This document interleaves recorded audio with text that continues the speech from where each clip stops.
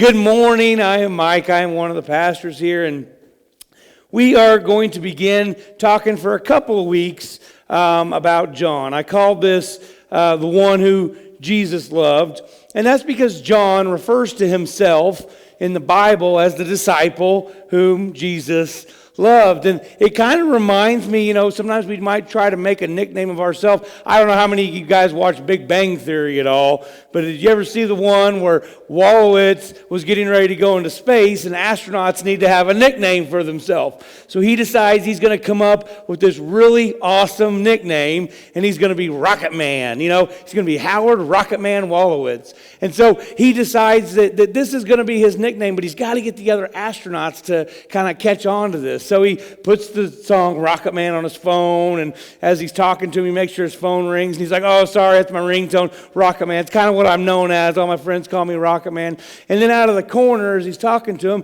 his mom screams out, Howard, your Fruit Loops are ready. And then all of a sudden they're like, what? Fruit Loops. And so he gets the name Fruit Loop. So instead of being Howard Rocket Man, he's Howard Fruit Loop. So sometimes when we try to give ourselves our own nickname, it doesn't quite work out.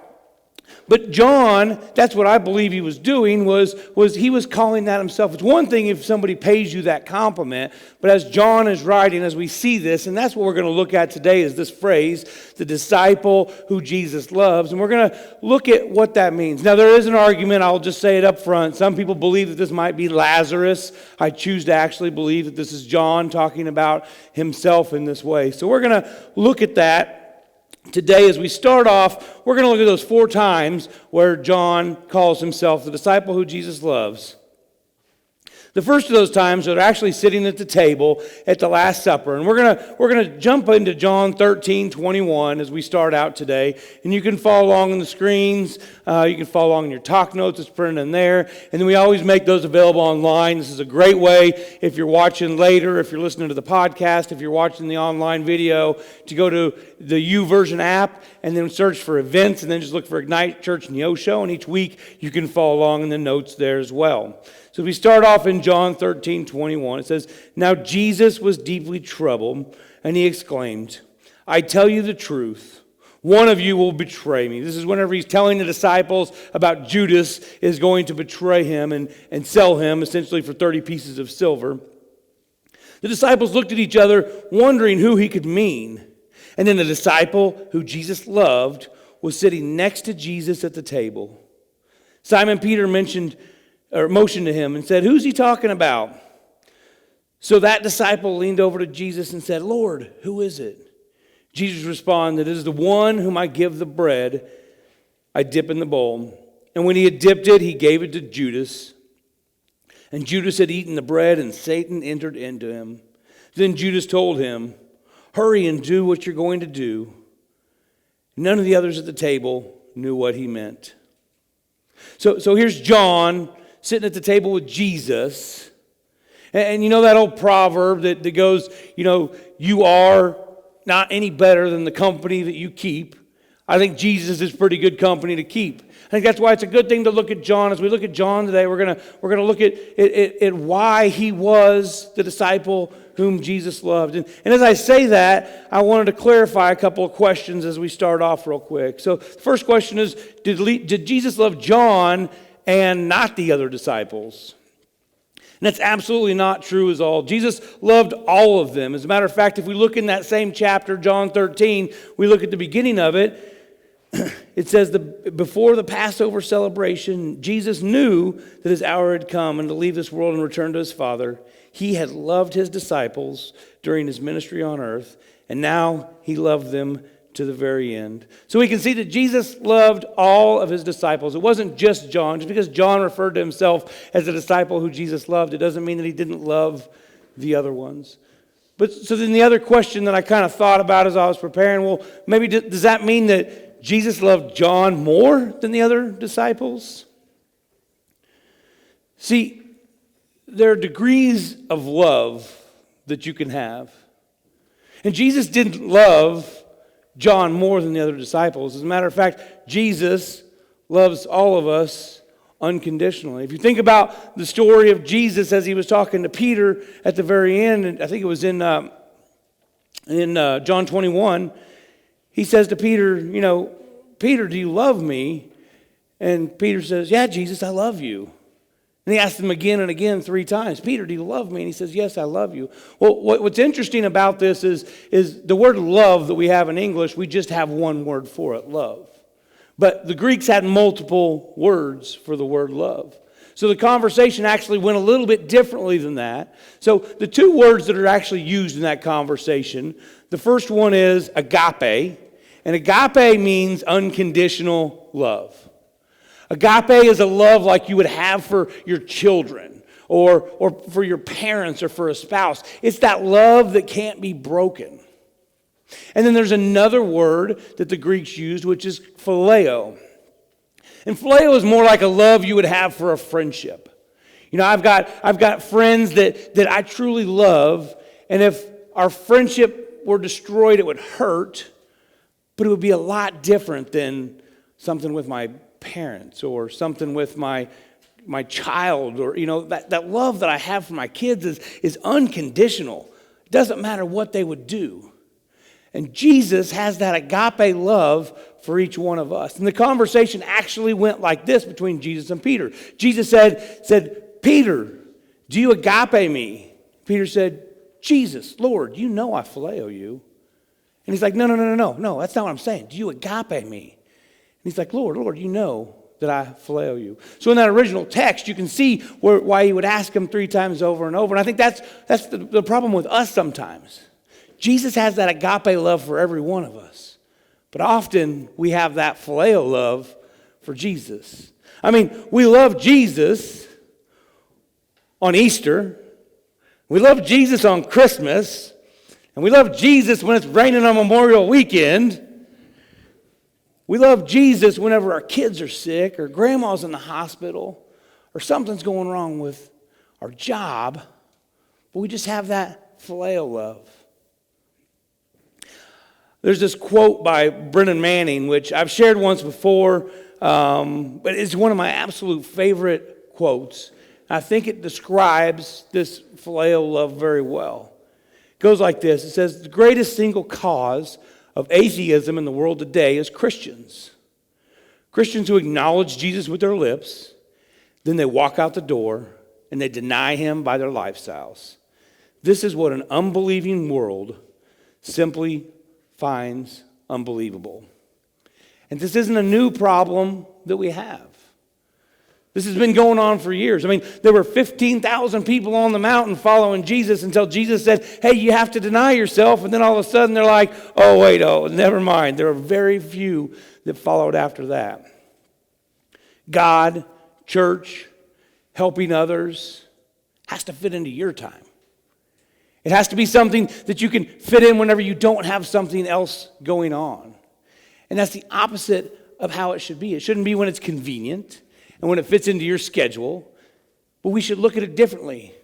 Let's fit serving in first. Let's fit God in first. Let's fit church in first, and then everything else that happens will be when it's convenient. So Jesus didn't love John more than the other disciples. But John, see, he was different. He got that. He wanted to go deeper with Jesus. He wanted to go farther with Jesus. He wanted to cultivate this relationship with him that nobody else had.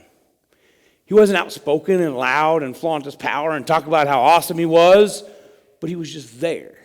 And he was solid. And he was by Jesus' side the entire time. As a matter of fact, Jesus was the only disciple that was at his crucifixion. So Jesus didn't love John more than the others. But sometimes I wonder, did John love Jesus more than the other disciples? And that's what we're going to look at today as we look at John's life. And we see what an incredible person he is. And I think that's my goal in life. And I hope that we can look at his life and it can kind of become your goal too, is how can we become more like John? How can we become more like the disciple that Jesus loved? So I have a few things we're going to look at as we look at John's life today. And there's a few different points if you're taking notes. The first thing we have to do is we need to be able to sit where others don't sit. We have to sit where others don't sit. If we look at John 13:23, we just read it a minute ago, it says the disciple that Jesus loved was sitting where? He was sitting next to Jesus at the table. So the first thing you have to do is you have to come to the table, right? You have to be invited to the table. You have to show up. And then secondly, where do you choose to sit? John sat right next to Jesus, laid his head on his chest right there. John was the only one that was patient enough and quiet enough to sit next to Jesus and actually hear his heartbeat. Because what was going on during this other time? Well, the other disciples were arguing about who's going to get to heaven first and who's going to be the greatest. Peter was over there making promises that he couldn't keep. Jesus was like, hey, you're going to deny me. And he's like, oh, Lord, no, I'd never do that, man. I'll never do that. Judas was over there. He was counting his money already. He knew, hey, where am I going to spend this money at? See, Judas, he was kind of a shady guy. Like, even though he hadn't sold Jesus for 30 pieces of silver yet, he was their treasurer, and he was often known to kind of take some money off on the side and do some stuff. So these people already had plans. And think about all the other people in the community that weren't even invited to the table. What were they doing? They were out there plotting this crucifixion of Jesus. They were out there saying, what can we tell Pilate that he's done so we can have him arrested and we can have him killed? So these people weren't sitting where other people would sit. But where did John go? John sat right next to Jesus. And it wasn't a matter of pride or to prove that he was the best or showmanship on his part. But it was just necessary for him to do that. That's where he wanted to be. Some of us need to look at where we're sitting and what we're accusing people of and what we're arguing about and what we're pointing fingers at. Are we out there gossiping? Are we out there spreading lies and rumors and tales and acting like the world? Or are we choosing to sit right next to Jesus? Are you willing to go where no one else is going and sit where no one else is sitting? Or are we going to be like everybody else? So if you want to draw closer to Jesus, that first thing we need to do is we need to sit where no one else is willing to sit. The second thing John did was John was willing to stand where others do not stand. The closer and closer that Jesus got to the actual cross, the less and less disciples that were there with him. One by one, they started to fall off until there was only John. We see that in John 19:25. It says, standing near the cross was Jesus' mother, his mother's sister, Mary Magdalene. And when Jesus saw his mother standing there beside the disciple that Jesus loved, he said to her, dear woman, here's your son. And he said to the disciple, here's your mother. And from then on, this disciple took her into his home. John was the only one that was there by Jesus' side during his crucifixion. Sometimes we're like Peter, and we're like, oh yeah, man, I'll be with you till the end. And then when things get hard and when things get tough and people start coming up and saying, oh, weren't you hanging around that Jesus? You're like, wasn't me. I don't know, man. And so then we take off running when things get tough.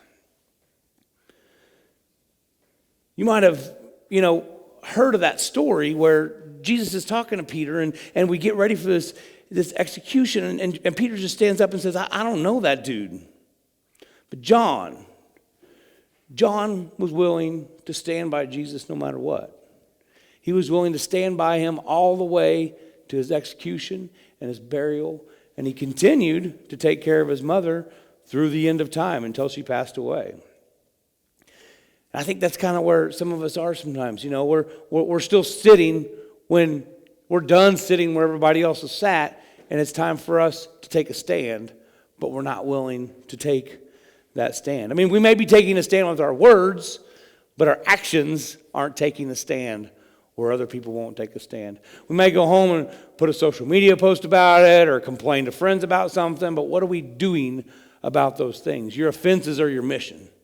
Whatever offends you is your mission. And it's not just your mission to complain about it, and it's not just your mission to point fingers and say what's wrong about it, but your mission is to actually go do something about it. And we need to stand where other people are not willing to stand. If you feel like somebody ought to do something about it, you're right. You're the person that needs to get out there and do something about it. And John did this when he took a stand for Jesus.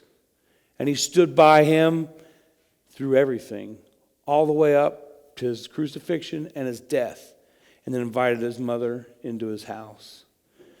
I find it interesting, and there's no fact to this at all. It's just something that I ran across once, and I realized that all 12 disciples, I shouldn't say all 12, 11 of the 12 disciples died interesting deaths. But John was the only one that lived out just to old age and possibly just died of old age. We don't know exactly how he died, but we know he lived many years. But most of them died, upside down cross crucifixions and beheaded and stabbed with swords and things shoved in their eyes and just gruesome martyr deaths. And it's really great that these guys were willing to stand up for what they believed, but John, who stood by Jesus this whole time, just grew old and then eventually died. So I don't know if that's the reason why. I've just always found that very interesting, how solid he was, how close he was with Jesus, how quiet he was and just always there. And then he lived until a very old age. So we need to sit where others aren't willing to sit and stand where others aren't willing to stand. And the next one is we need to serve where others do not serve. We need to serve where others do not serve. We're often very willing to serve where everybody else wants to serve. Often people are like, oh, I'd like to get up there and give a message. That'd be awesome. Or I'll be in the band, or I'll do something that gets all this glory.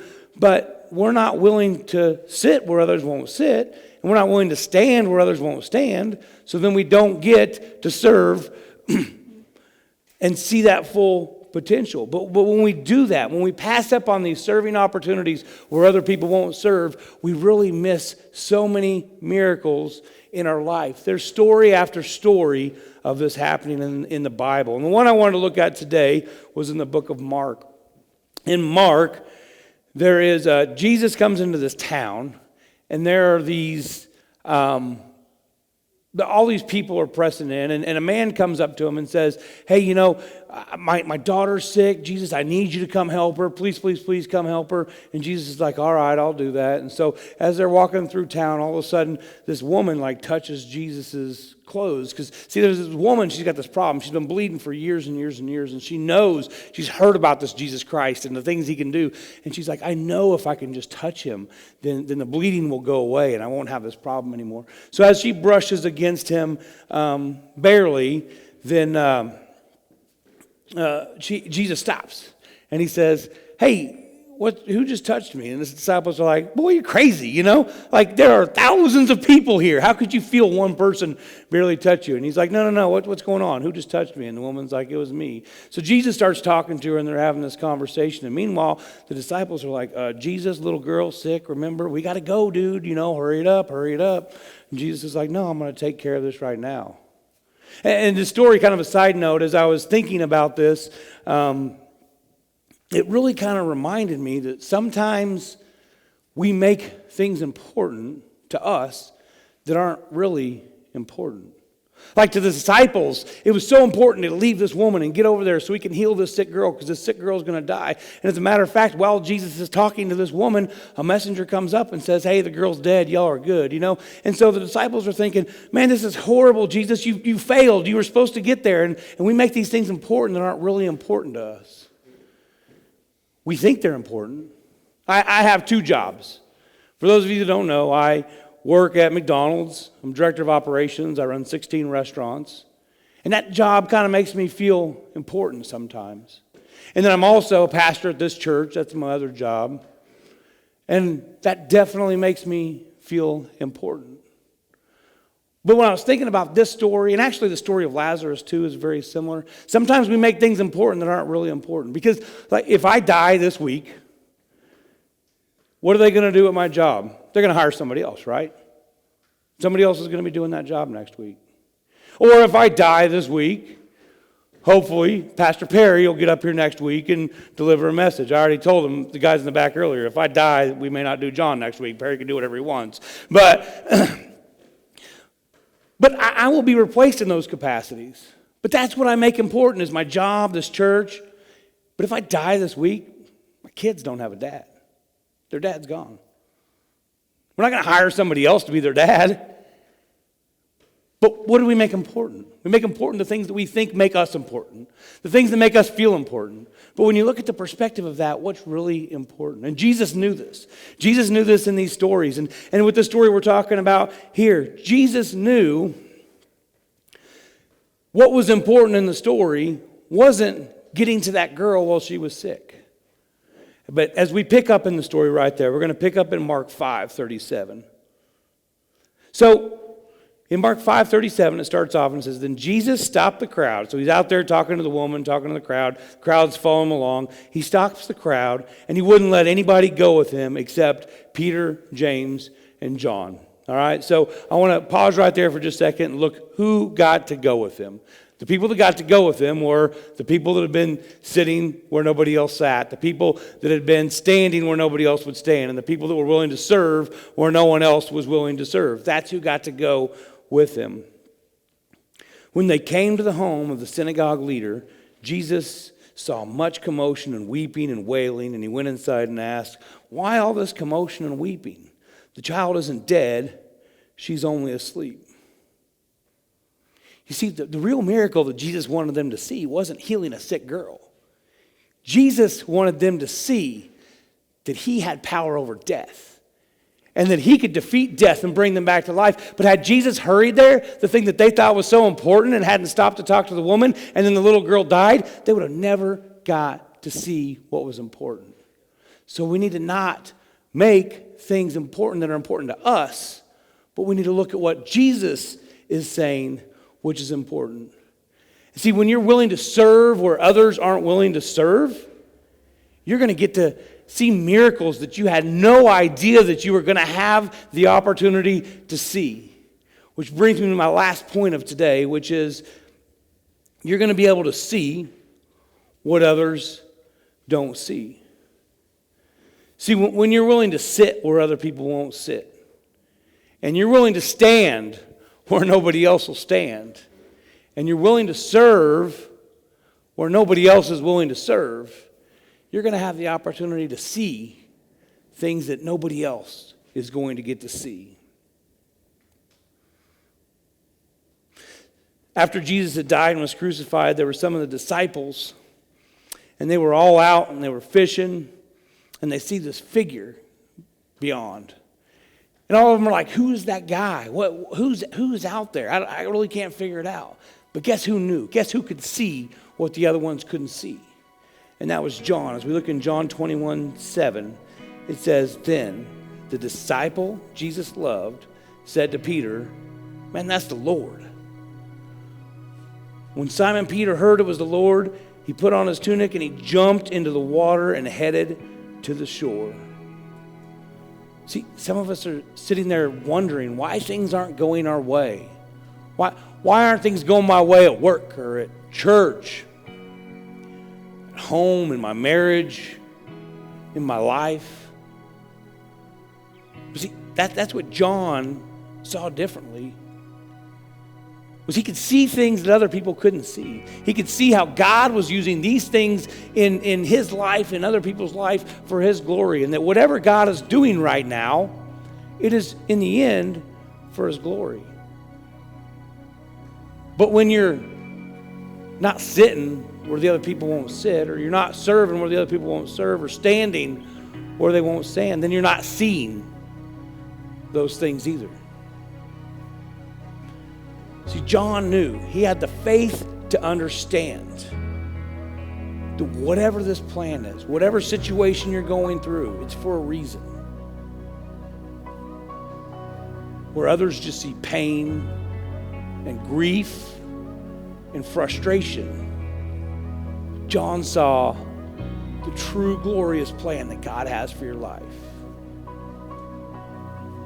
So if we want to do our best to be like the one that Jesus loved, that's all we have to do. Be willing to sit where other people won't sit. Be willing to stand where nobody else is going to stand, and serve where nobody else is going to serve. And then we're going to see this goodness that Jesus has for our life. I'll pray with you guys as we close out this week, please. Jesus, I love you so much. Lord, I just am thankful to have this opportunity to have a conversation about John, somebody who is well known but very little talked about because he was such a quiet, solid individual. But Lord, I just know that I pray for me. I pray for us that we could be more like him, that we could learn from him, we could learn from what he did, that we would first of all be willing to sit where other people won't sit, and where that is right next to you, Jesus, that we could pick our seat. And we're not going to sit there because we're important. We're not going to sit there because we're better than other people, but it's going to be a necessity to us. We're going to want to be right beside you with whatever we do, and that we live the life, and we have the actions in our life to love like you loved, to care like you cared, to not go out and tear people down, but we're building people up with our words. And I pray that as you bring opportunities to each one of us, as I know that you do on a regular basis, that we would be willing to have a servant's heart for you, to understand what it is to be the hands and feet on this earth for you. That we could do what we do not for ourselves, that we could go out and help our community, help Neosho, help wherever it is that we live locally, help other people in this church, help people outside of this church. Be willing to give somebody our last dollar, whatever it is, but we can serve in a capacity that other people aren't serving.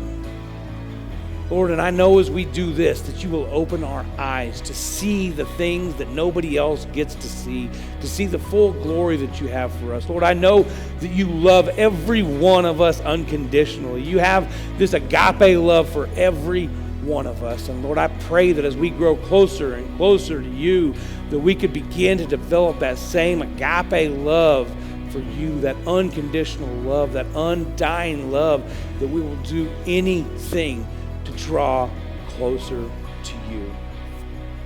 Lord, I pray this in your absolute glorious name.